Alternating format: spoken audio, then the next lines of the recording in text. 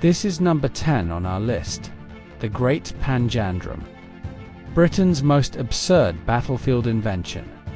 In the lead-up to D-Day, Allied forces were desperate to break through Hitler's Atlantic Wall, a 2,400-mile fortress of bunkers, mines, and steel along the European coast. Blowing a hole through it was no small task.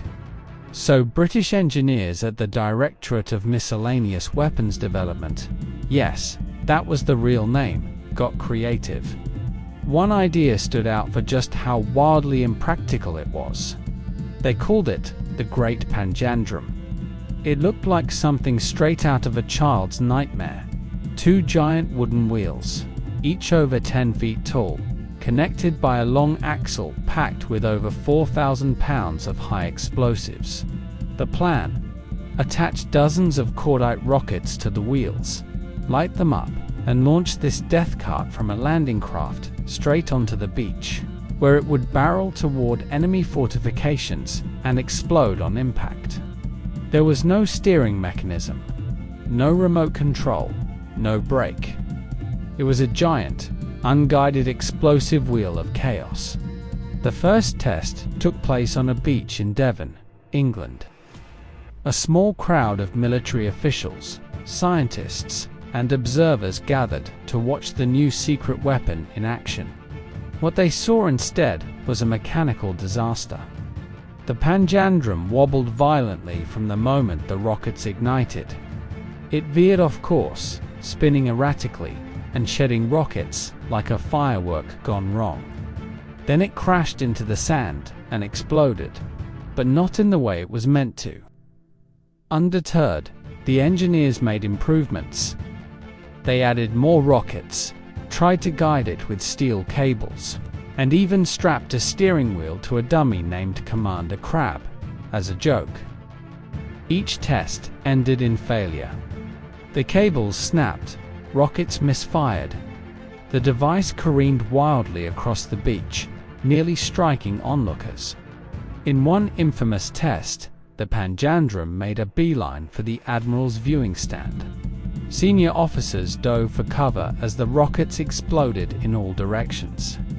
Reporters and photographers had to run. The tests were so chaotic that bystanders were told not to laugh, to maintain the appearance of seriousness, even though everyone knew this thing was a joke that somehow kept getting funded. Midway through the project, even the military began to doubt its value. But they kept going, driven by a mix of desperation and wartime urgency. The fear of the Atlantic Wall was real.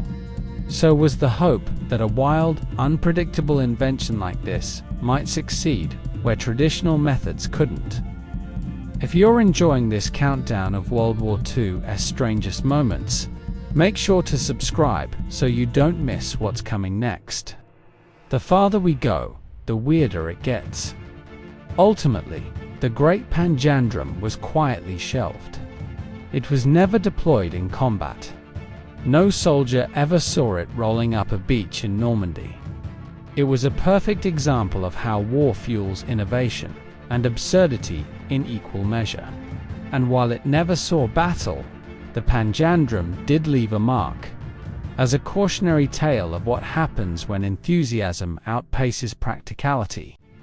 Even in war, not every idea is a good idea. Some are just loud, dangerous, and ridiculous. So why is it on this list? Because it perfectly captures the try-anything energy of wartime innovation.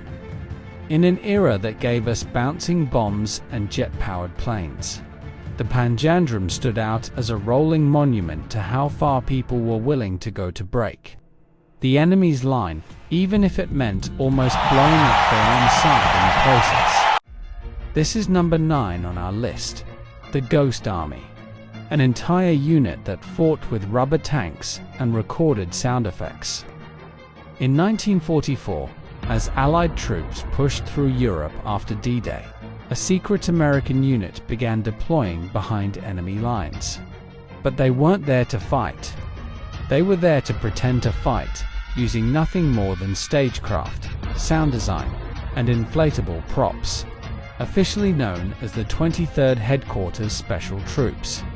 The Ghost Army was a top-secret unit of 1,100 men tasked with one of the strangest jobs in military history: deceive, distract, and mislead the German army into thinking Allied forces were where they weren't. These weren't your average soldiers. Many were artists, designers, sound engineers, set builders, and ad men. People recruited from New York art schools and Hollywood backlots. Their battlefield wasn't trenches or foxholes. It was perception, their weapons. Giant rubber tanks, fake radio signals, soundscapes blasted from speakers, and actors dressed as generals. The deception began with inflatable vehicles. From the sky, they looked like real Sherman tanks and armored convoys. Soldiers would spend hours setting up these decoys, carefully arranging them in fields or behind hedgerows where enemy aircraft might spot them. They even mimicked tire tracks with rollers and staged fake camp activity to complete the illusion. But visuals were only part of the show. The Ghost Army used an audio unit to broadcast hours of combat sound effects: trucks moving, tanks starting up, soldiers shouting orders, all recorded at Fort Knox and played back through massive speakers mounted on jeeps. The sounds could be heard up to 15 miles away. Radio deception added another layer. Skilled operators mimicked the communication style and chatter of real divisions, sending fake messages to fool German codebreakers. Meanwhile, impersonators wearing officers' uniforms would show up in towns, drop fake intel, and accidentally be overheard talking about non-existent troop movements. They staged entire armies from thin air. One of their most successful operations took place in the lead-up to the Rhine crossing in March 1945. The Ghost Army was assigned to distract German forces from the real crossing point. They inflated 600 fake vehicles, played days of sound effects, and used dummy radio traffic to simulate a massive buildup. German scouts reported a major Allied force assembling, but when the real attack came, it hit them somewhere else entirely. The ruse worked. If this kind of behind-the-scenes deception fascinates you, hit subscribe. We're just getting started on the weirdest moments of the war. But this wasn't just about trickery, it was about lives. By drawing fire away from real units, the Ghost Army helped save thousands of Allied soldiers. Their job was dangerous. They operated close to the front lines, often within range of enemy artillery. If caught, they weren't protected by Geneva Conventions. They were technically masquerading as real units, and could be executed as spies. Yet, despite the risk, they never fired a shot. The entire operation was kept classified for decades. Most of the soldiers never spoke about what they did, not even to their families. It wasn't until the 1990s that details of the Ghost Army began to emerge, revealing one of the strangest and most brilliant strategies of the war. And it worked, not because of firepower, but because of creativity. These were men who understood the power of illusion and weaponized it on a battlefield. Today, their story feels almost unbelievable. A war fought with rubber tanks, sound effects, and fake footprints. But it happened, and the impact was real. This is number 8 on our list. Project Habakkuk, the plan to build an unsinkable carrier out of ice. In 1942, the Battle of the Atlantic was brutal. German U-boats prowled the ocean, cutting off Allied supply lines and sinking ships by the hundreds. Britain was desperate for a way to project air power across the Atlantic, especially in the vast mid-Atlantic gap, a stretch of ocean too far for planes and too dangerous for convoys. That's when a British inventor named Geoffrey Pike came forward with a proposal so bizarre it sounded like satire. Build a massive aircraft carrier out of ice. Not steel, not concrete. Ice. But this wasn't just a frozen block. Pike had discovered that if you mixed water with wood pulp and froze it, you got a material called pykrete, named after him. It was far stronger than regular ice, melted slowly, and was surprisingly bullet resistant. A .303 round could barely dent it. The British military, already deep in war panic and open to unconventional ideas, took the bait. They saw potential in building something bigger than any existing ship, immune to torpedoes, and practically unsinkable. It wouldn't need massive amounts of steel, which was in short supply. It could be repaired at sea by simply freezing more water. The idea was too weird to ignore. Project Habakkuk was greenlit. Designs called for a floating island over 2,000 feet long and 300 feet wide, almost the size of the Empire State Building laid on its side. It would carry hundreds of aircraft and be powered by dozens of engines embedded in the hull. But there was a problem: keeping a giant ice ship frozen in the ocean. To solve that, engineers planned to install refrigeration units throughout the structure. The hull would be insulated. The carrier would essentially be a giant freezer drifting through the Atlantic, kept alive by constant cooling. And to test it, they built a prototype on a quiet lake in Alberta, Canada. Workers constructed a small-scale model of the Habakkuk 60 feet long, made entirely of pykrete. It took all summer to complete, and it lasted through months of heat without melting. The military was impressed. Churchill himself was briefed and approved continued development. Back in London, scientists and engineers debated how to build the full-scale version. The logistics were staggering. It would require tens of thousands of tons of wood pulp. Entire new factories would need to be built. Towing the final structure into place would take months. But planners pushed forward, driven by the promise of an indestructible, floating airbase. Meanwhile, the war was changing. By late 1943, new technology was closing the mid-Atlantic gap. Longer-range bombers and more effective convoy tactics made the idea of a floating ice carrier less urgent. And the deeper engineers got into the project, the more impractical it looked. The sheer manpower, cost, and maintenance needed to keep a giant popsicle afloat began to outweigh the benefits. Project Habakkuk was quietly shelved. The prototype in Alberta eventually melted away. Geoffrey Pike, the man behind the idea, moved on to other oddball inventions. Pykrete, for all its promise, became a historical footnote. But the concept remains one of the most surreal wartime plans ever seriously considered. It came from a place of desperation, creativity, and scientific curiosity, the perfect mix for hard-to-believe ideas to catch fire. And for a brief window, Britain really did plan to fight the Nazis with a giant iceberg full of airplanes. This is number 7 on our list. The bat bombs. A bizarre American plan to turn bats into flying firebombs. After the attack on Pearl Harbor, the US was scrambling for ways to strike back. One solution came from an unlikely source: a Pennsylvania dentist named Lytle S. Adams. On a recent vacation, Adams had toured Carlsbad Caverns in New Mexico, home to millions of bats. When war broke out, a strange idea took hold in his mind. What if the military could weaponize those bats? Adams pitched his plan directly to the White House. His idea was simple, if completely insane. Strapped tiny incendiary bombs to bats, release them over Japanese cities at dawn, and let them roost inside buildings. Once the timers ran out, the bats and everything around them would ignite.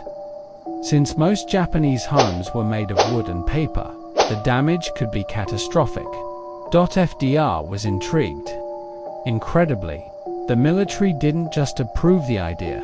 They launched a full-blown research program under the code name Project X-Ray. A team of scientists, biologists, and weapons engineers began working on how to make it real. The plan involved Mexican free-tailed bats, chosen for their small size, long flight range, and ability to carry small payloads. Each bat would be fitted with a tiny napalm-based time delay incendiary, about the size and weight of a large coin.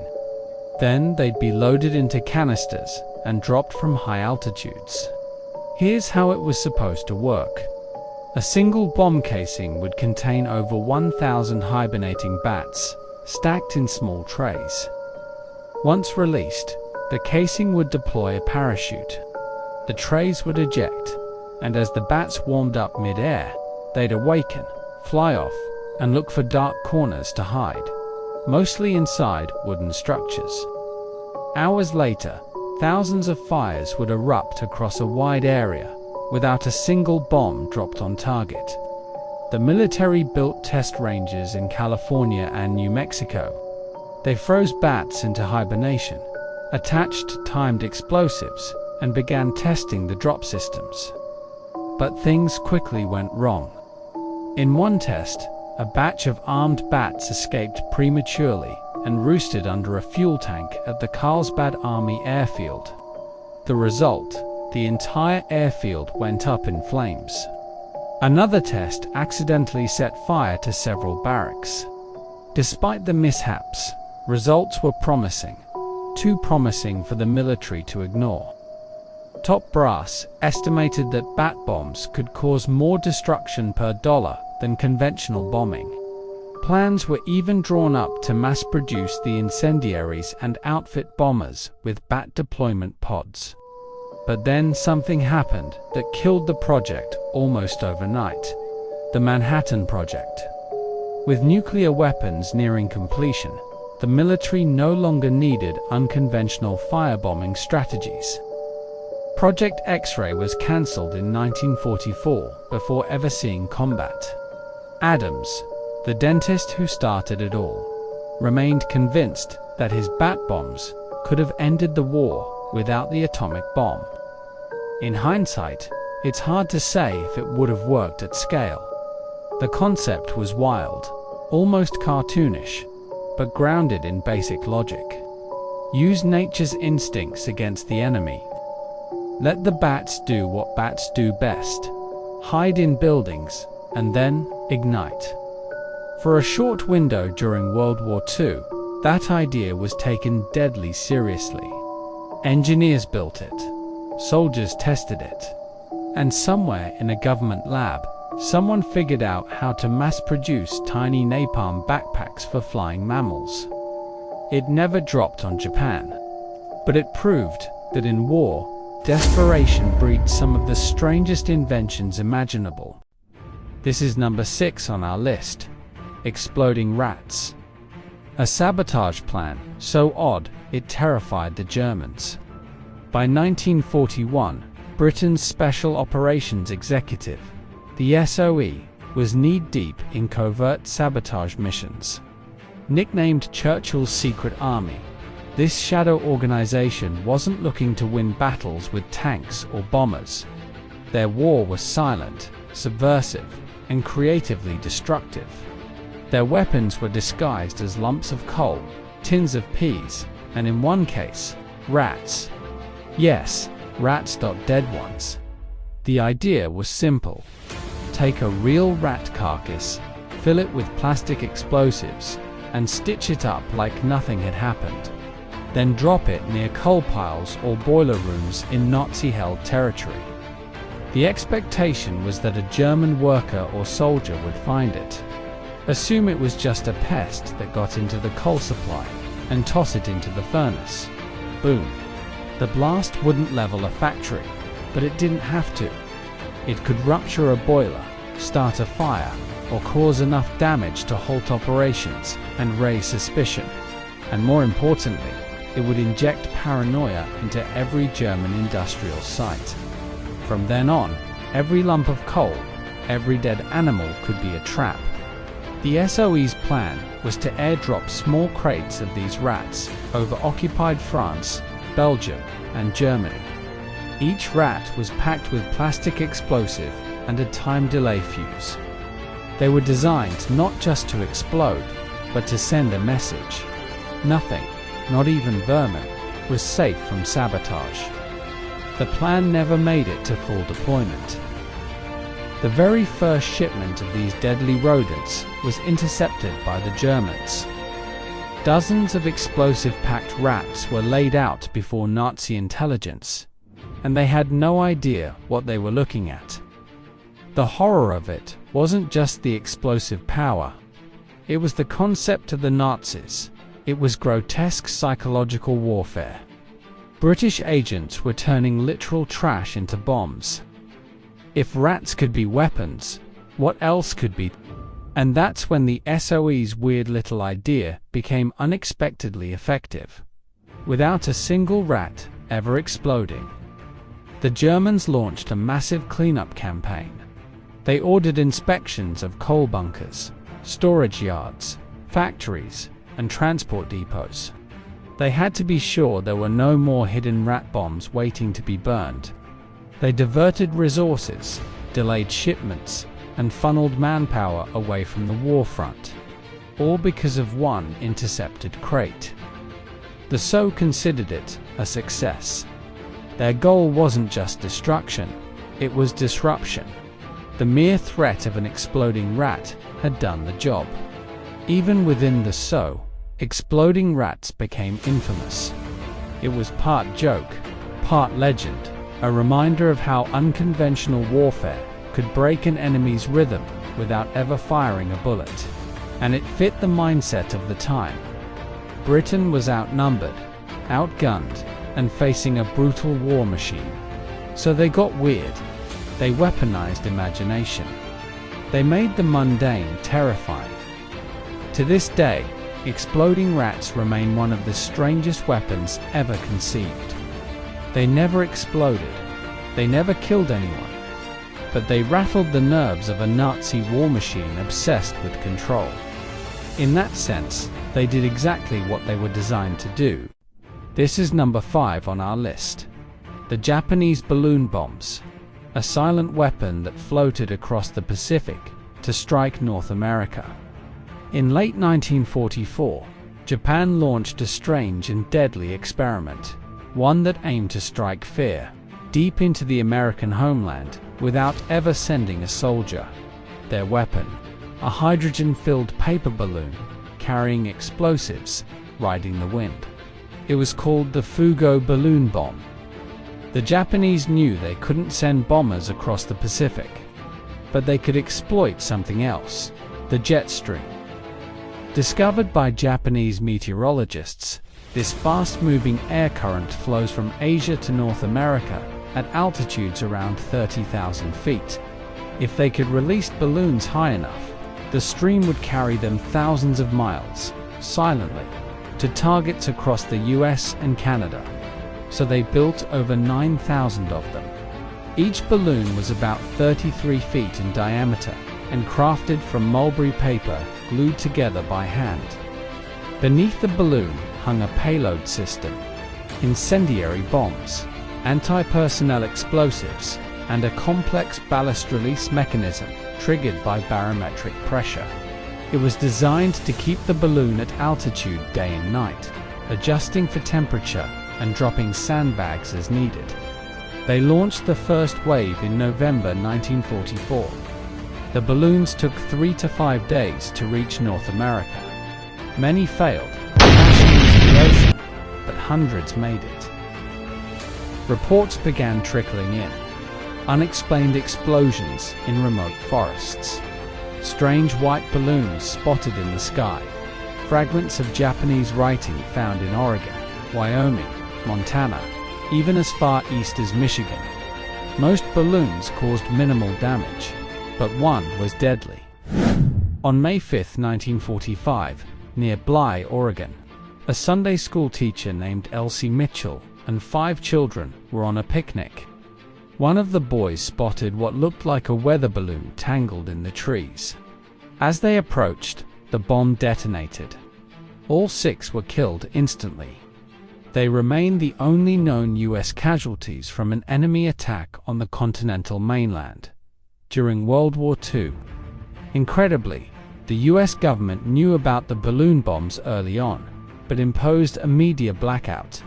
They didn't want to cause panic or give Japan confirmation that the bombs were reaching their targets.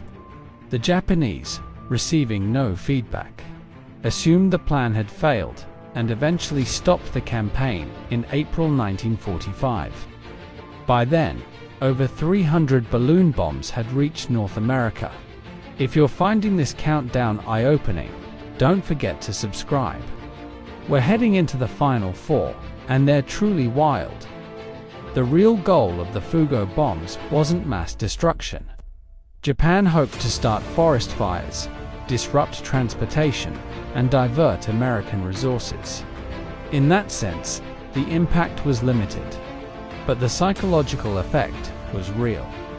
People began reporting sightings of mysterious objects in the sky. Authorities in the Pacific Northwest stayed on alert. Forest Service patrols increased in case of fire. Decades later, some balloon remnants were still being found in Canada and the western US. In 2014, 70 years after launch, one was discovered in British Columbia, fully intact. What makes the Fugo program so hard to believe is the sheer scale, effort, and ambition behind it.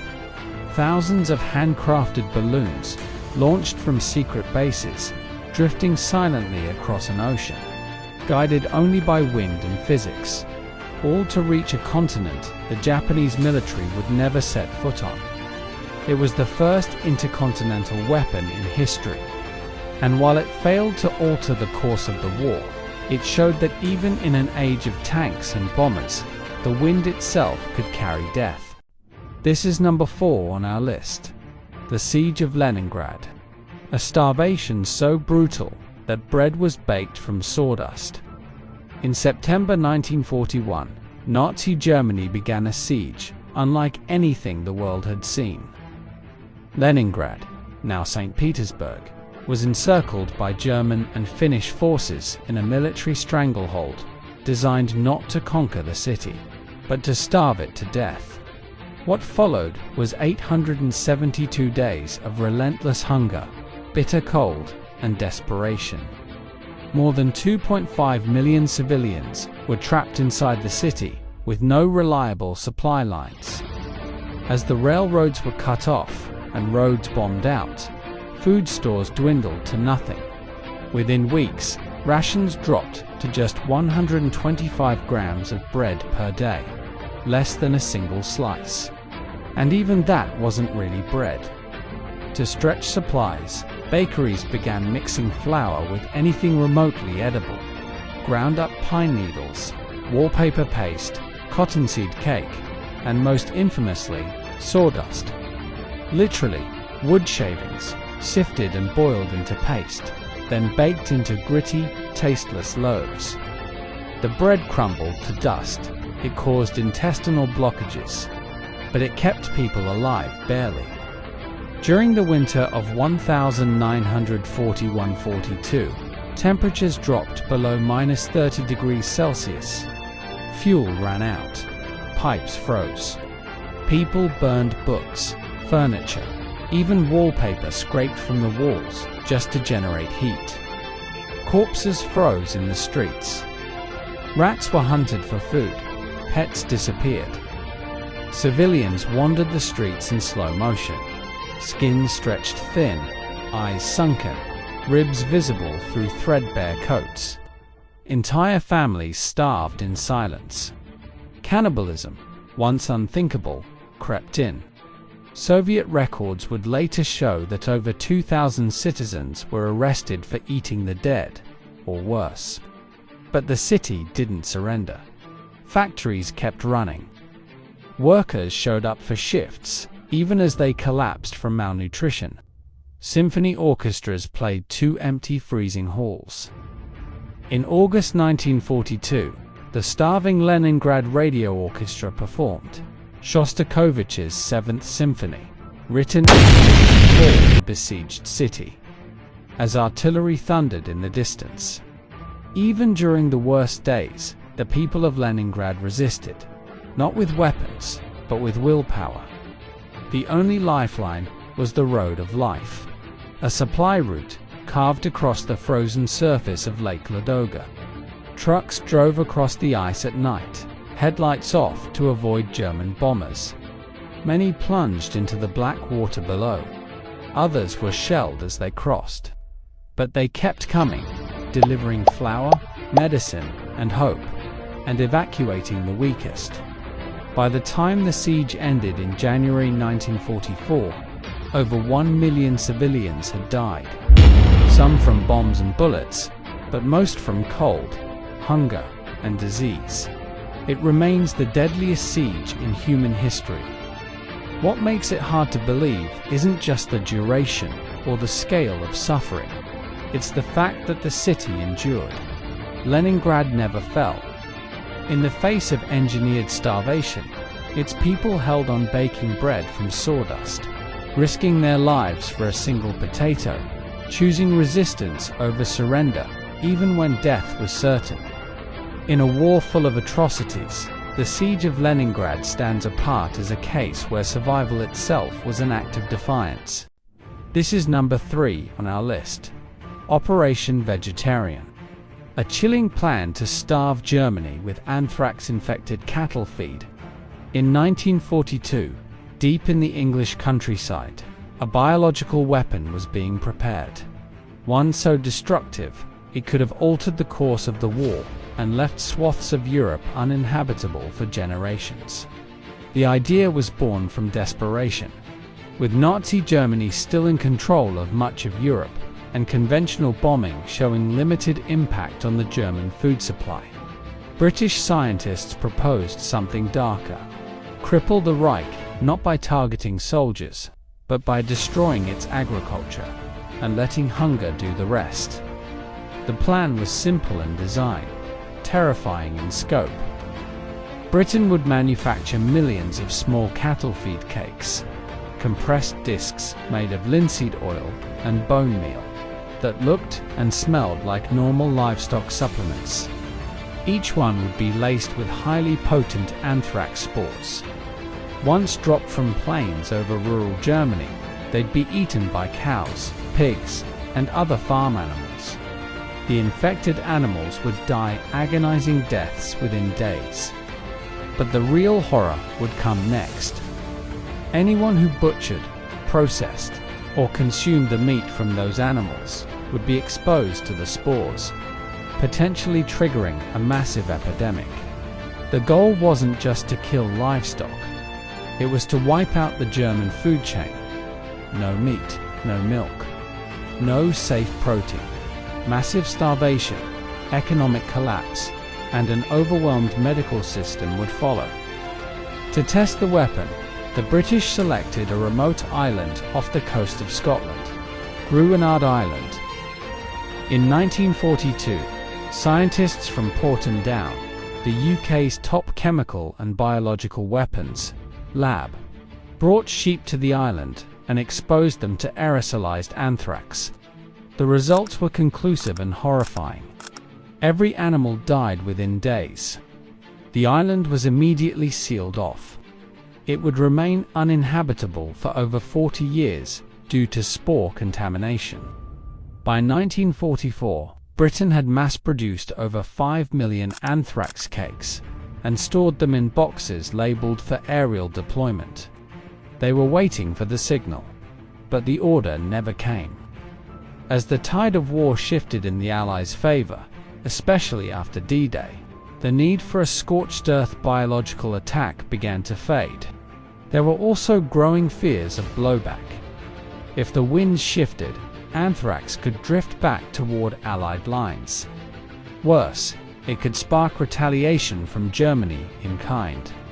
Operation Vegetarian was shelved. Quietly.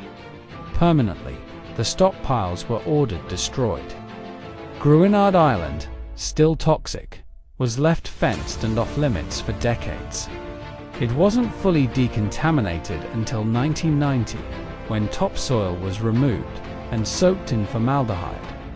Even then, signs warning of contamination remained for years. What makes Operation Vegetarian so hard to believe is how close it came to deployment and how little public awareness it received. It wasn't a prototype, it wasn't theoretical. The cakes were made, tested, and packed. If the war had dragged on, or if Germany had launched its own bioweapon first, Britain was ready to respond with one of the most devastating biological attacks ever devised.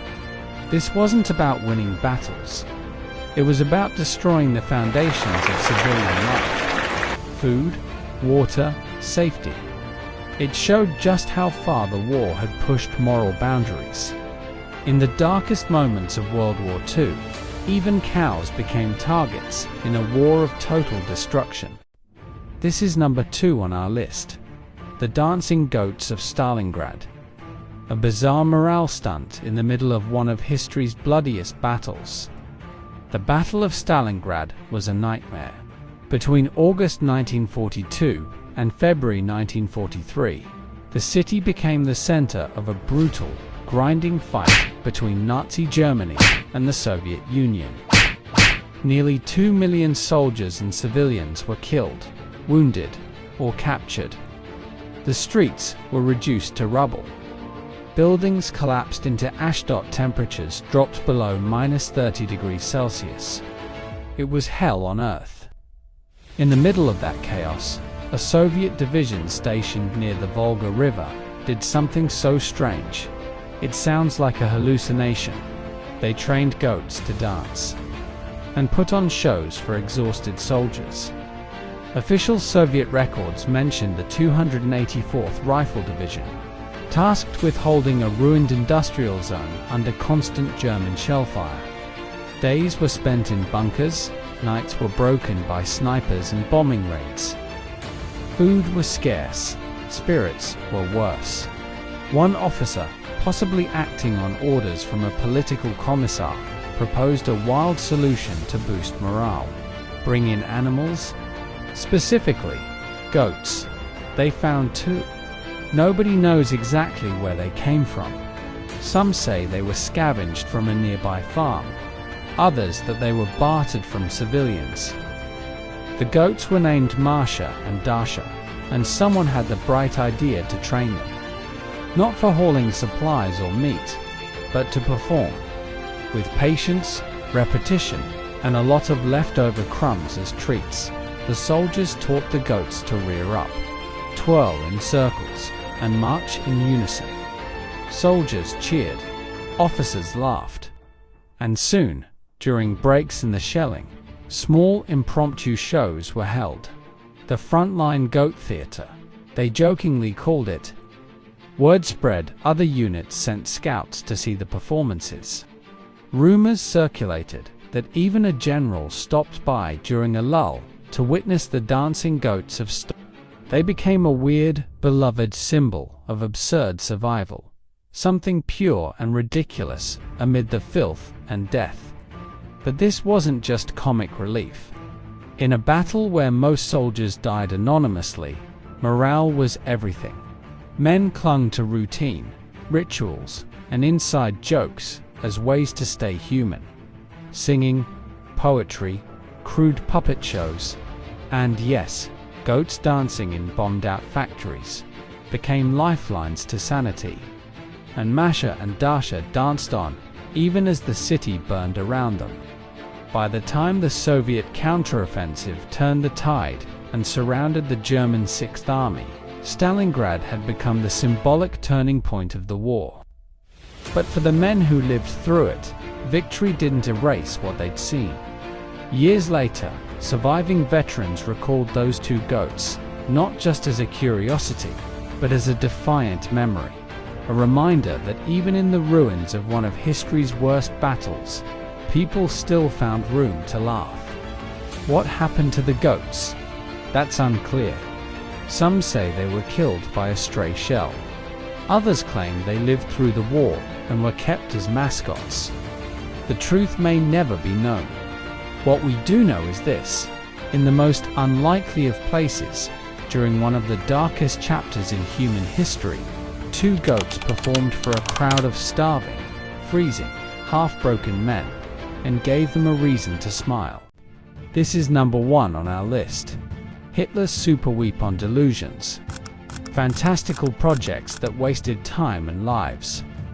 As Nazi Germany began to falter in the final years of World War II, Hitler became increasingly obsessed with miracle weapons, Wunderwaffe, as they were called.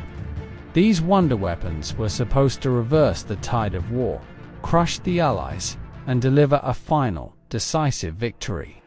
But most of them were wildly impractical, poorly engineered, or simply too late to matter.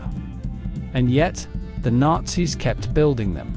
There was the V3 Supergun, a monstrous fixed cannon designed to fire shells 100 miles into London from deep within occupied France. It never worked properly. The underground facility was bombed before it could fire a single shot. There was the Landkreiser P-1000 Rat, a proposed 1,000-ton megatank the size of a naval destroyer. Armed with naval guns, it would have crushed roads, trees, and logic itself. The idea was scrapped before construction began, mostly because no bridge could support it. Then came the Silbervogel, or Silverbird, an early spaceplane concept meant to fly suborbitally, skip off the atmosphere, and drop bombs on New York. It was based on cutting-edge rocket theory, and had zero chance of actually flying with the tech available in the 1940s. And yet, Hitler latched on to these designs like lifelines. The Nazi high command poured resources into prototypes, blueprints, and factories for weapons that looked powerful on paper but drained Germany's economy and diverted engineers from more practical efforts. The most infamous of these projects was the V2 rocket, the world's first long-range guided ballistic missile. It did work. It launched from mobile platforms, traveled at supersonic speeds, and landed with no warning. But it was absurdly expensive and wildly inaccurate. Each one cost enough to build a fighter plane, but had no real military impact, other than killing thousands of civilians and terrorizing cities like London and Antwerp. Behind every one of these projects were real human costs. Tens of thousands of concentration camp prisoners were forced to build V2 rockets in underground factories like Mitt, starved, beaten, and worked to death. More people died making the V2 than were killed by it. By 1944, Hitler was completely detached from battlefield reality. He spoke of sun guns, death rays, anti-gravity discs, and miracle explosives. Many historians believe he truly believed these super weapons would arrive like gods from the sky and crush the Allies at the last minute. They never did. Instead, the projects crumbled one by one. Factories were bombed. Supply lines collapsed. Allied forces pushed into Germany while Hitler waited for weapons that would never come. If you've been watching this countdown, you know just how far both sides were willing to go in World War II, and how often desperation led to delusion. In the end, Hitler's obsession with wonder weapons may have hastened his downfall. By pouring time, money, and manpower into fantasy tech, he weakened Germany's actual war effort. Skilled engineers were wasted. Critical resources were missed.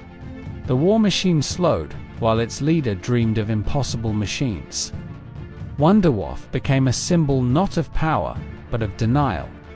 Looking back across this entire countdown, from dancing goats and anthrax cattle, cakes, to bat bombs and balloon warfare, one thing is clear: World War II wasn't just a conflict of armies. It was a collision of ideas. Some brilliant, some terrifying, some completely insane, but all of them real. These stories remind us how war distorts reality, pushes innovation to extremes, and turns even the strangest ideas into serious plans. In the chaos of global conflict, even the most absurd concepts can find funding, support, and a team of scientists to make them real, or at least try. And that's what makes history hard to believe. Thank you for watching the top 10 hard-to-believe moments of World War II. If you enjoyed this series, share it, comment below with which moment shocked you most, and subscribe for more unbelievable history you didn't learn in school.